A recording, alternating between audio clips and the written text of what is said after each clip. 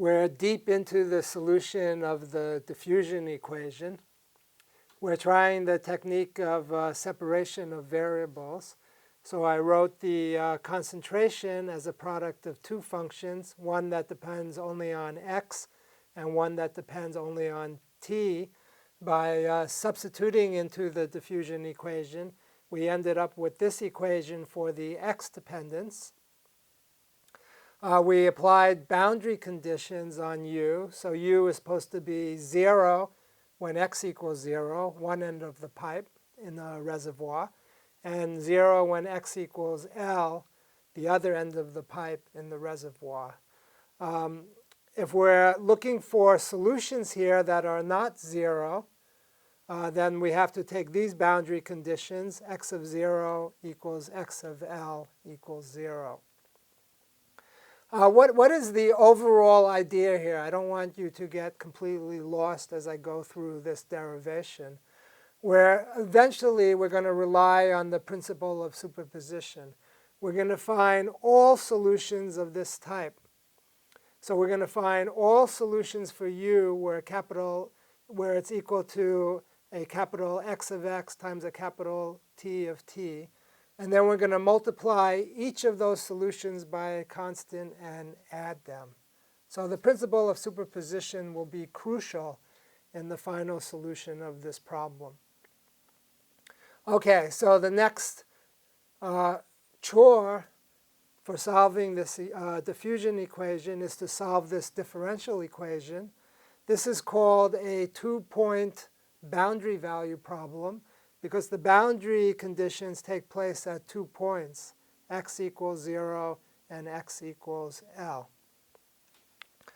Okay, lambda is the separation constant we introduced in the last video. We don't know what lambda is. This equation could possibly have solutions with this boundary conditions for lambda being a negative number, 0, or a positive number. If you work through the solution of this equation, which I won't do here, you'll see that if lambda is negative or 0, there is no solution with these boundary conditions.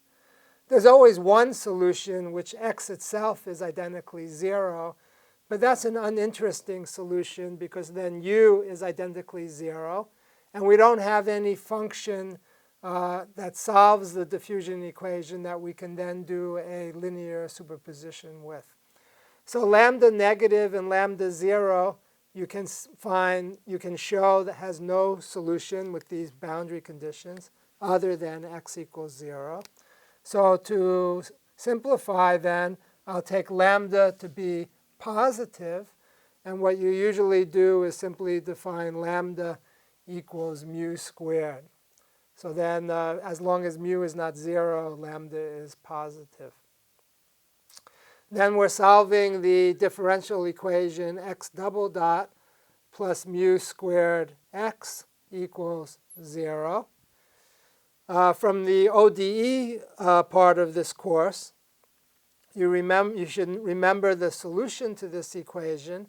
That means the second derivative of x gives you back negative a constant times x, or a constant squared times x. The solution should be cosine and a sine, so we can write this solution, x of x equals some constant times cosine of mu times x plus another constant times sine of mu times x. And that's the general solution of the differential equation. Now we apply the two boundary conditions. So we have x of 0 is equal to sine of 0, 0, cosine is 1, is equal to a, and that's supposed to be equal to 0.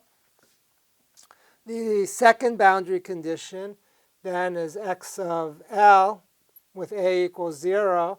That's equal to b sine mu L, and that's supposed to be equal to 0. Typically, in the ODE part of this course, you would then conclude b equals 0. But if both a and b are equal to 0, then x is equal to 0. Then u is equal to 0. And we have no function that we can use in our linear superposition to construct the general solution for u. So b cannot be equal to 0. But what can be equal to 0 is the sign. So what we've determined then is that sine mu times L is equal to 0. This is an equation for mu. Mu is related to lambda. Lambda is the separation constant that we don't know. So this is an equation for lambda. So when is sine mu L equal to 0? Well, when is the sine equal to 0? So remember, we exclude lambda equal to 0. So the first time this is equal to 0 is when mu is equal to pi divided by L. Sine pi is 0. The next time is when mu is equal to 2 pi divided by L.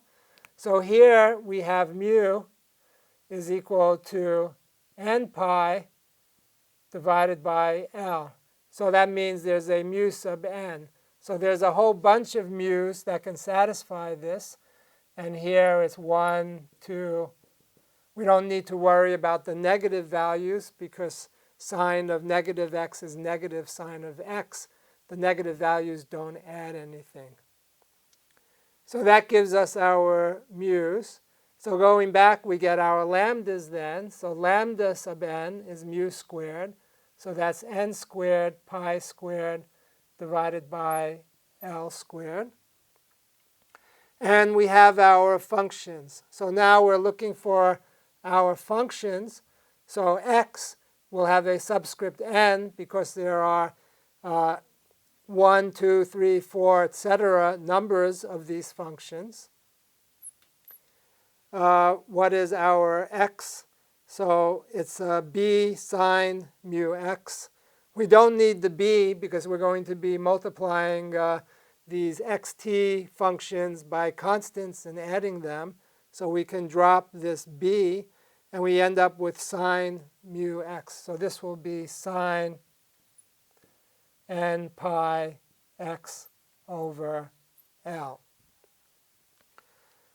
Okay. These are what are called the eigenvalues and the eigenvectors of this differential equation with this 2-point boundary conditions. You may ask, why do we call these eigenvalues and eigenvectors? What does that have to do with the eigenvalues and eigenvectors of matrix algebra? In fact, they're closely related. If we were to solve this differential equation numerically using a finite difference method, which is a method you can use to discretize x in order to solve this equation, you would end up with a matrix equation where these would actually represent eigenvalues and eigenvectors of that matrix. Okay. We've made progress. Let me review then what we've done. We're trying to solve the diffusion equation using a separation of variables. So we got an equation for x and an equation for t. In this video, I'm tackling the equation for x. That type of equation is called an eigenvalue problem, and it has 2-point boundary conditions. When we solve this equation, instead of solving for x, what we're actually doing, we're solving for lambda, the eigenvalue, and then x then becomes the eigenvector associated with that eigenvalue. And here are the solutions. Lambda n, x sub n is a positive integer.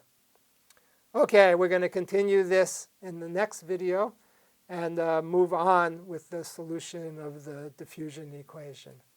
I'm Jeff Chasnov. Thanks for watching, and I'll see you in the next video.